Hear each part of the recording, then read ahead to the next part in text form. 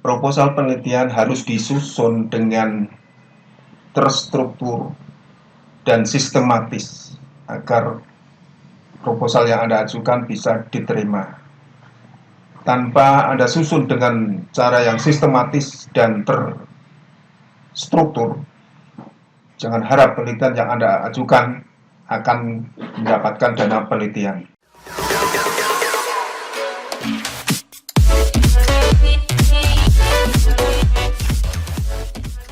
Beberapa hal yang perlu kamu perhatikan ketika menyusun sebuah proposal penelitian. Yang pertama adalah mengembangkan hubungan antara gagasan atau pemecahan masalah.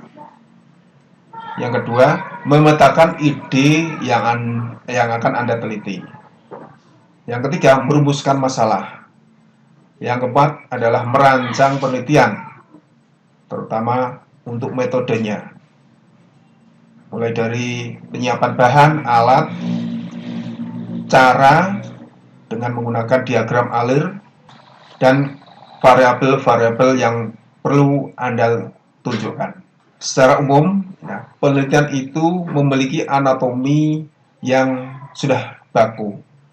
Jadi setiap Anda melakukan penelitian untuk membuat proposal, Anda harus mengikuti urutan seperti ini. Yang pertama adalah judul, yang kedua latar belakang, ketiga permasalahan, selanjutnya tujuan penelitian, luaran penelitian, manfaat penelitian, tinjauan pustaka, metode penelitian, jadwal penelitian, nama dan biodata ketua dan anggota peneliti, nama dan biodata dosen pendamping. Nah, ini kalau Anda sebagai mahasiswa untuk mengajukan PKM misalnya. Selanjutnya di belakangnya harus ada RAP, rancangan anggaran biaya, lalu daftar pustaka, dan terakhir adalah lampiran. Kita ulas satu persatu. Yang pertama adalah judul penelitian. Judul penelitian itu merupakan pernyataan tentang kegiatan yang akan kamu lakukan. Nah, dalam membuat judul itu harus singkat, spesifik, namun cukup jelas memberikan gambaran kegiatan yang akan Anda lakukan. Jadi simple, namun memiliki sejuta makna. Artinya apa yang akan Anda lakukan di dalam penelitian itu sudah terbaca di judul. Judul itu harus memiliki atau memberikan pemikat terhadap pembaca pada pandangan pertama. Nah, itu karena ibarat judul itu, kalau orang, judul itu adalah wajahnya. Ketika kamu berbicara dengan seseorang, dengan wajah yang menarik, maka pembicaraan akan berlangsung lama. Namun ketika lawan bicara kurang menarik, akan tidak lama. Menarik itu memberikan respon yang baik, memberikan umpan baik yang balik, memberikan jawaban yang menyenangkan. Nah, seperti itu. Judul sama, judul yang bisa menarik pada pandangan pertama. Nah, ini yang diharapkan dari buah judul. Judul itu merupakan kunci pembuat minat pembaca. Ketika orang mau membaca proposal, yang dibaca adalah judulnya. Kalau judulnya sudah menarik, maka reviewer akan membaca berikutnya, latar belakang, permasalahan, tujuan, dan seterusnya sampai selesai. Tapi kalau judulnya saja sudah tidak menarik, begitu membaca, langsung dibuang. Tidak akan dibaca oleh reviewer. Selanjutnya, tadi sudah saya sampaikan, judul itu harus singkat, jelas, spesifik, informatif, dan menarik. Sekali dibaca, langsung ditangkap maknanya. Jadi artinya tidak membutuhkan pemikiran yang lama untuk bisa memaknai sebuah judul. Dan judul itu juga jangan sampai memberikan makna yang ganda. Artinya banyak penafsiran. Nah, ini jangan sampai.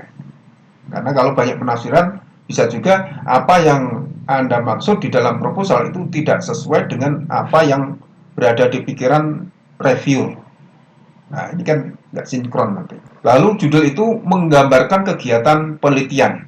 Jadi judul itu kan simpel, tapi menyangkut semua kegiatan penelitian masuk di situ. Tipsnya untuk membuat judul, ini tidak lebih dari 12 kata. Ya 15 lah, antara 12 sampai 15 kata maksimal ya. Gunakan subjudul tidak terlalu panjang ya. Lalu hindari kata clash seperti penelitian pendahuluan, study. Nah, ini utamakan untuk analisis, misalkan seperti itu. Analisis. Ya. Contoh sebuah judul penelitian yang pertama itu pengaruh berbagai kerapatan populasi tanam. Ya, untuk geotip kacang tanah terhadap seleksi. Pengujian fisik dan mekanik bambu, pemaparan logam berat timbal dan kadmium pada ayam kampung, uji keaktifan ekstrak daun jewet untuk menurunkan glukosa darah tikus. Nah, ini tidak hanya di bidang teknik ya, ini secara umum. Yang berikutnya adalah latar belakang. Pada latar belakang itu menguraikan sebuah fakta atau teori untuk menjelaskan alasan mengapa penelitian ini perlu Anda lakukan. Yaitu adalah latar belakang. Nah, tujuannya adalah mengantarkan pembaca langsung pada inti penelitian yang akan dikerjakan. Nah, tipsnya adalah tunjukkan bahwa manfaat penelitian, lalu tujuan yang ingin dicapai. Nah, itu dijelaskan semua. Ini di latar belakang. Nah, ini sebagai contoh latar belakang. Nah, gas emisi kendaraan. Nah, ini untuk penelitian dengan judul misalkan menguji keaktifan clay untuk menurunkan kadar gas emisi kendaraan bermotor. Nah, latar belakangnya apa? Karena latar belakangnya misalnya gas emisi kendaraan itu merupakan polusi udara yang harus dikurangi. Lalu penyebab gas atau efek rumah kaca, penyebab penyebaran berbagai penyakit. Nah, itu latar belakang. Anda uraikan latar belakangnya seperti itu. Lalu selanjutnya bisa juga Anda tunjukkan mengapa Anda menggunakan clay sebagai filter. Yang pertama mungkin untuk meningkatkan aspek fungsi dari clay. Selama ini clay harganya murah, hanya dipakai untuk barang kerajinan. Nah, kalau Anda buat sebuah filter, maka nilai plus dari clay akan meningkat. Selanjutnya clay masih murah sekali, sehingga kalau murah berarti bahan bakunya sangat melimpah, sehingga mudah didapat. Ya. Nah, ini Anda tunjukkan juga bagaimana kebenaran. Apakah bisa clay bisa untuk menurunkan gas emisi? Bagaimana caranya? Lalu amankah ketika nanti digunakan? Nah, lalu prosesnya yang mudah, ya, misalkan seperti dengan Anda ajukan metodenya seperti ini, maka untuk membuat filter dari clay caranya sangat simpel dan mudah. Berikutnya adalah merumuskan masalah. Ya, pernyataan masalah yang akan diselesaikan.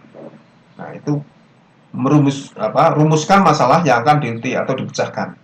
Uraikan pendekatan konsep untuk menjawab masalah yang diteliti, hipotesis yang diuji, masalah yang akan dicari penyelesaiannya, peluang solusi yang akan diraih.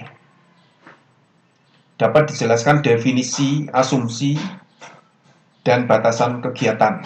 Dalam perumusan masalah itu tidak harus dalam bentuk sebuah pertanyaan. Nah, untuk rumusan masalah ini kamu bisa lihat di video sebelumnya.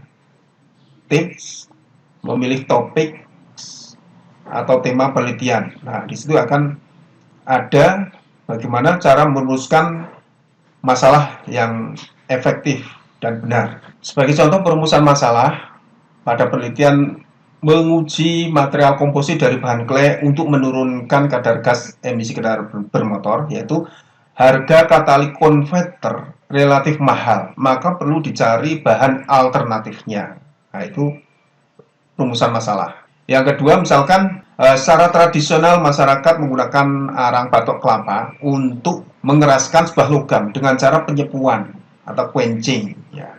Nah, ini apakah benar cara seperti itu? Nah, Anda bisa munculkan dalam permasalahan.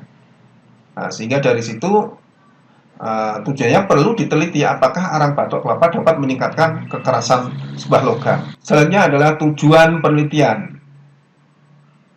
Nah, tujuan penelitian itu fungsinya untuk menjajaki, menguraikan, menerangkan, membuktikan, menerapkan, dan membuat. Nah, Anda bisa awali dari kata-kata seperti itu. Misalkan membuat prototipe, membuktikan bahwa arang bisa meningkatkan kekerasan logam. Misalkan membuktikan bahan clay dapat menurunkan kadar gas emisi kendaraan bermotor.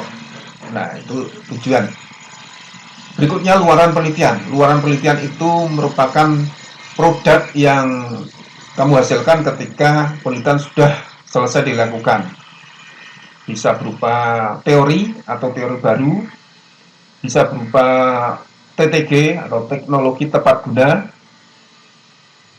bisa juga berupa artikel posting, artikel jurnal nasional maupun internasional, atau hak cipta, hak paten, dan lain sebagainya. Itu luaran dari sebuah penelitian.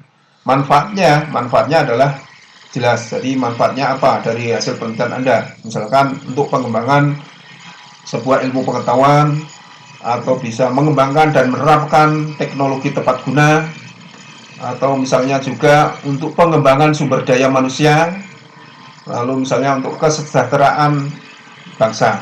Nah, pada bab ini tujuan pustaka itu menjelaskan teori yang melandasi sebuah penelitian. Pada tujuan pustaka itu gunanya untuk menghubungkan antara perubahan dalam teori yang telah dihasilkan sebelumnya. Jadi tujuan pustaka itu berisi penelitian-penelitian yang sudah dilakukan oleh orang lain, dan Anda cari sisi lemahnya di mana, lalu Anda ambil dan Anda lakukan penelitian. Nah, fungsinya apa tujuan pustaka? Yaitu sebagai landasan teori. Yang kedua, posisi penelitian dalam perkembangan ilmu dan arah penelitian selanjutnya, untuk menentukan posisi penelitian yang kamu lakukan itu di mana, di bagian mananya. Nah, jadi penelitian itu kan berkembang terus ya. Jadi berurutan ya. Jadi ini sudah dilakukan penelitian orang lain, ini udah. Nah, Anda yang belum di mana? Anda berpartisipasi di bagian mananya dari sebuah penelitian yang sudah banyak tadi. Lalu fungsinya untuk menghindari duplikasi dan kesalahan metode. Nah, ingat, jadi penelitian itu tidak pengulangan dari penelitian yang sudah ada, tapi harus benar-benar murni, belum dilakukan penelitian oleh orang lain. Nah, termasuk juga dalam pemilihan metode. Nah, metode yang Anda gunakan itu juga harus benar-benar sesuai, benar-benar tepat dengan permasalahan yang akan Anda teliti. Metode penelitian. Jadi metode penelitian itu menguraikan terperinci mengenai metode yang akan Anda gunakan. Nah, tujuannya apa? Ketika orang lain ingin mengulang penelitian yang Anda lakukan, itu bisa. Nah, kegiatan ini, ya, metode penelitian, itu ditulis secara urut. Secara urut dalam kalimat pasif. Ya. Jadi kalimatnya itu pasif, tidak boleh menggunakan kata aktif, ya, pasif. Nah, kalimat pasif itu biasanya diawali dengan di. Misalnya dilakukan, dikerjakan, ditulis, ya. Bukan menulis, ditulis. Ya. Kalau menulis itu pasif, aktif. Ya. Kalau ditulis itu pasif. Lalu metode yang dipublikasikan itu ditulis sumbernya. Ya. Jika ada modifikasi harus dijelaskan. Jadi kalau Anda mengutip dari sumber yang sudah ada, terutama di internet, nah itu harus Anda berikan sumbernya, kutipannya, berupa citasi. Lalu merek dagang dan instrumen lain ditulis jika ingin menekankan penelitian. Misalkan dalam penelitian akan menggunakan sebuah alat funis, namanya apa, misalkan mereknya apa, ya, seperti itu.